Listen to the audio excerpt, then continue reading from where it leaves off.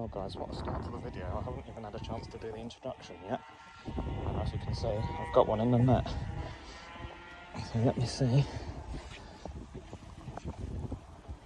if I can get him out.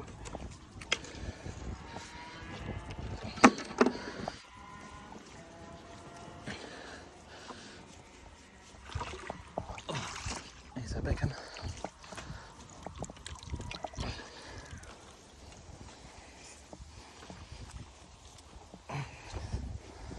Oh. What a beauty.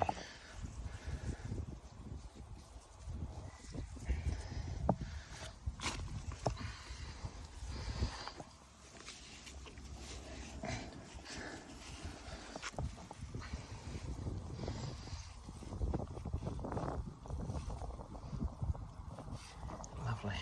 Caught on a 16 mil that.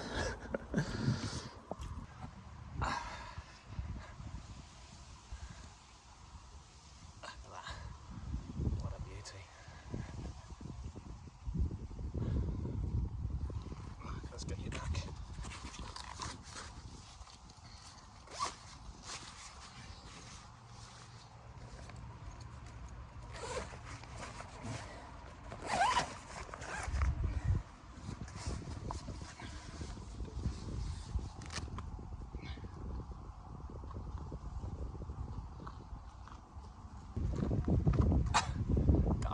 What a start to the day.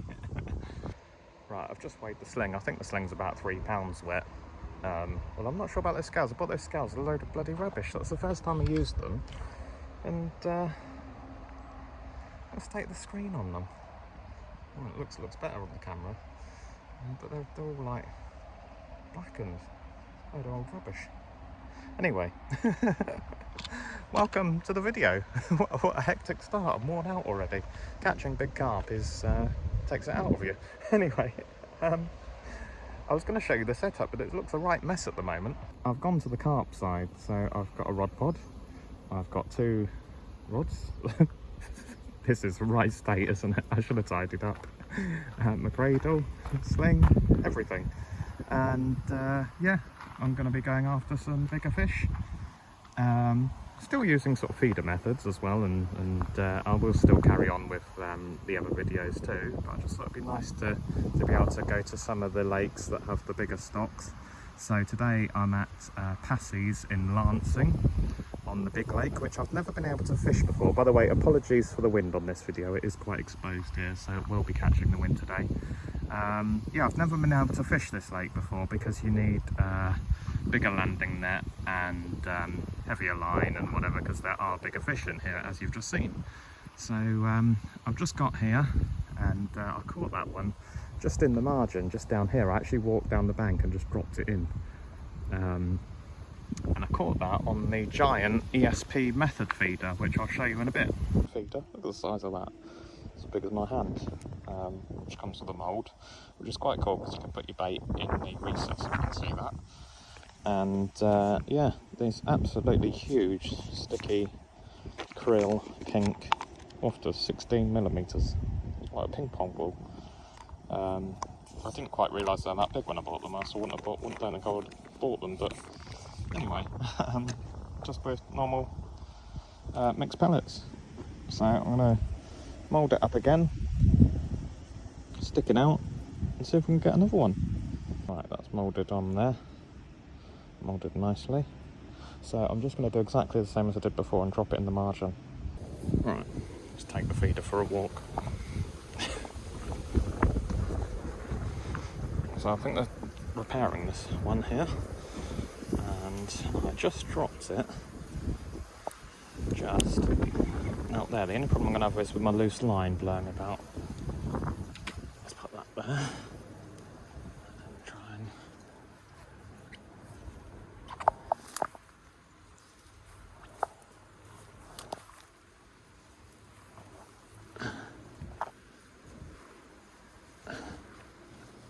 these bloody houses and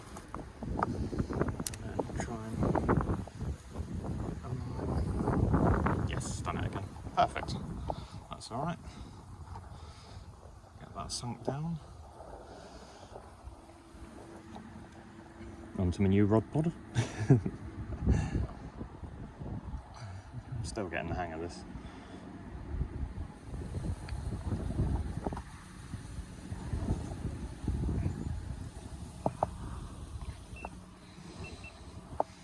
Well, I'm getting indications straight away again down there. So I'm not sure. It might not be too long before we're off on that one.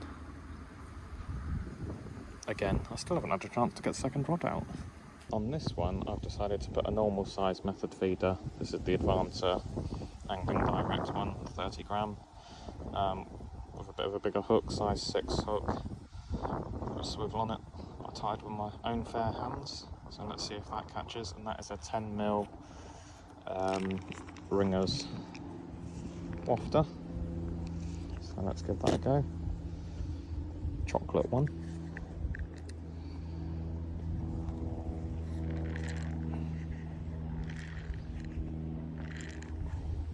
I think I'm just going to cast this to the left-hand margin.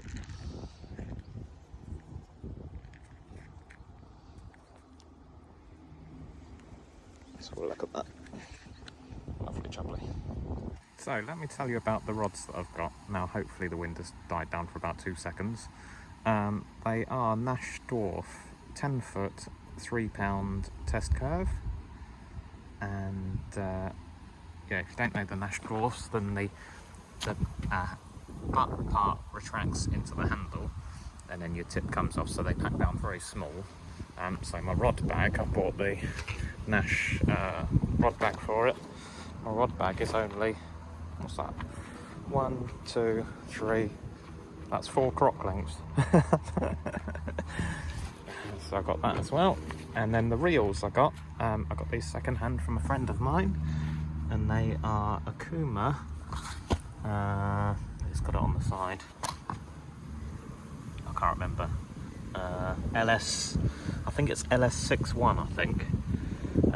Bait runners loaded with 15 pound. Can't remember the name of the line that is on their mono. It's like a camouflagey sort of line. And the Nash Siren bite alarms. They're only like 15 quid each. And a Nash rod pod, which I've got a feeling I've got the wrong way round here. Now I did try it with putting the bite alarms on the narrower end, but then the tips seem to be quite close together. But now looking at it, I don't know, let me know in the comments, have I got this the wrong way round? Because it's the wider end is here and the narrower end is here. Not sure. I might try it round the other way when I bring them in. The net I've got is just an NGT. Again, I bought this second hand from a guy from the fishing club, paid a £5 for that. Well, I lost the flipping block, so I've got a metal block which is rubbish off a Shakespeare net that I used to have, which was loads of rubbish, which I've still got the landing net handle for, which isn't too bad actually. And I've got a retainer waistling, which is made by Sonic, and my carp cradle, which you'll have seen in previous videos anyway, which I do want a new one of. So that's basically the setup, in the feeder chair, minus the feeder arm, but it's nice and comfortable and got my table and everything, and the good old Shakespeare box on the trolley. I should have brought my coat with me, I'm bloody cold sat here. By the way, whilst I got you on here, did I say like and subscribe? I've probably said that already, but I'm thinking about naming the channel. So when I originally started my YouTube channel, it was for my business, which is Punch and Judy shows and magic and all that sort of stuff.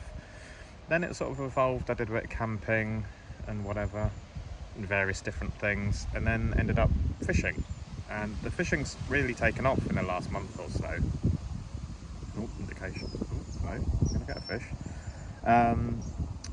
So much so that I want to concentrate on fishing on the channel, and I'm thinking about, I need a name for it, so leave a comment. Some of the names that I've come up with so far, I thought I want something a bit funny, because obviously on here we keep it real, so I'll show you when I get it stuck in a tree or whatever. We show you things that go wrong. So I was thinking Blanking with Ben, or Ben on the Bank, Ben on the Banks, Come Blank with me.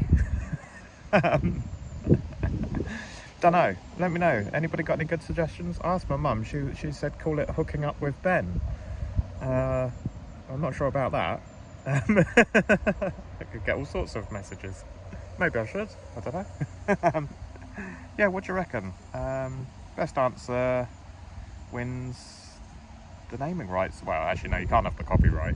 You've got to give that to me. But yeah, I need to think about it. Need to come up with a logo as well. If you've got any ideas for the logo as well, let me know that. Want something a bit unique.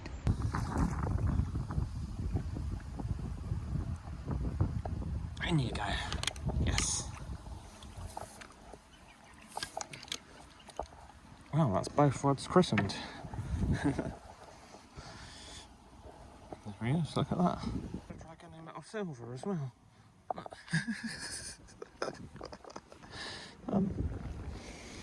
Look, I've managed to catch 2 fish at the same time.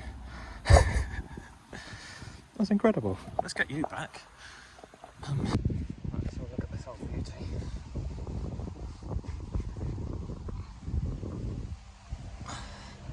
Look at that. Cracking colours. Lovely. Let's get back on this.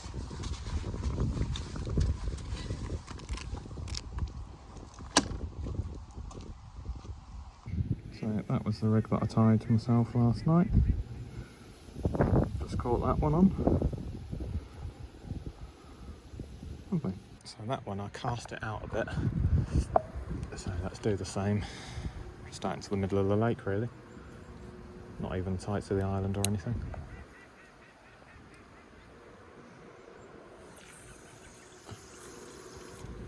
Out there actually, that was basically where I put it last time. You can see that. I think I'm going to bring this right hand one in and redo that. Let's try this one out again. If nothing on this one again, I might swap to a smaller bait mic, because I've tied up 2 of those rigs. The one that I just showed you, so I might swap that over. So I was going to put a smaller 10mm bait on.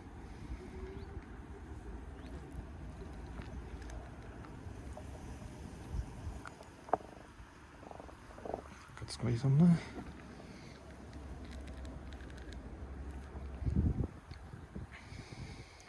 Okay. Not the best actually.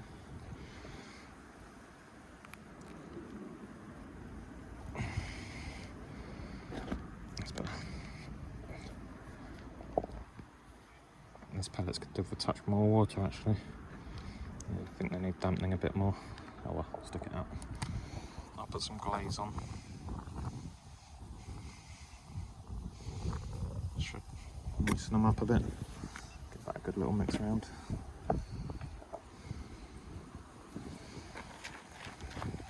One with the bait screw on the big method feeder. Just because I'm not confident in a bait that size. I mean, I know it caught me that first one, but I wasn't getting a lot on it. And we just want to catch, don't we? So don't even mind catching some little ones. We ain't all about the big ones on this channel. We're just about not blanking. I haven't quite figured out this quick train. It's a bit like a key ring, I think. There you go. This is what comes with the big method feeder when you buy it. That fits up inside the house, and it works quite well actually. Unlike on your normal method feeder, you will need to do, I think they call that a blood knot. I tried doing a loop and that doesn't really work because it doesn't fit in the slot that they give you, that just drops into, well, squishes into. But it does pull out quite easy, but it's just a slight snug fit, so it is free running. And yeah, sorry for the wind, but I just caught another one. I just changed to the larger 16mm again, from the yellow 10mm to the pink 16mm krill. And we've had another beauty. My Mr. Carp. Oh, unhooked himself again. Lovely. Get that rod out of the way.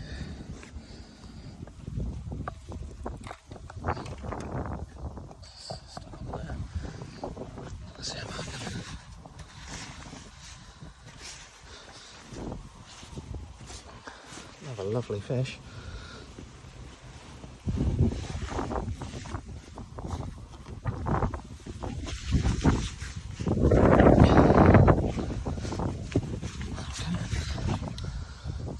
try. Beauty again.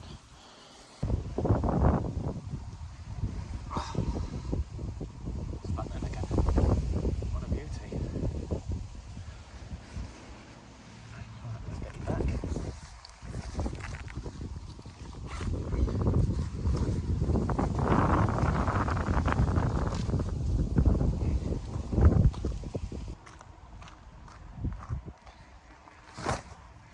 Done. That was another one on the giant method and the big krills. So that's two on the big method with the big krills, one on the small method with the 10mm wafter. Again caught on the swivel arm there, pulled the swivel up there, get that back down there, that's it. So just a case of screwing this on here and put it back out down the margin again. Get my net made up again. When I put that out there, that went off, that last one, in, I don't know, less than 60 seconds from putting it out there. It was very fast.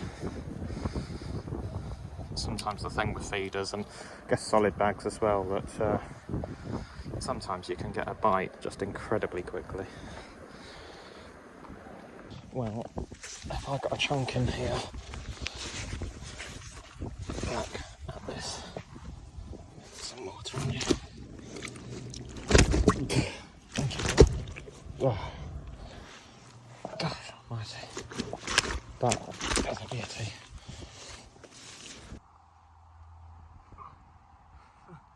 I can't get it. Hold on. Right, let's see if I can weigh him quickly. Get some water on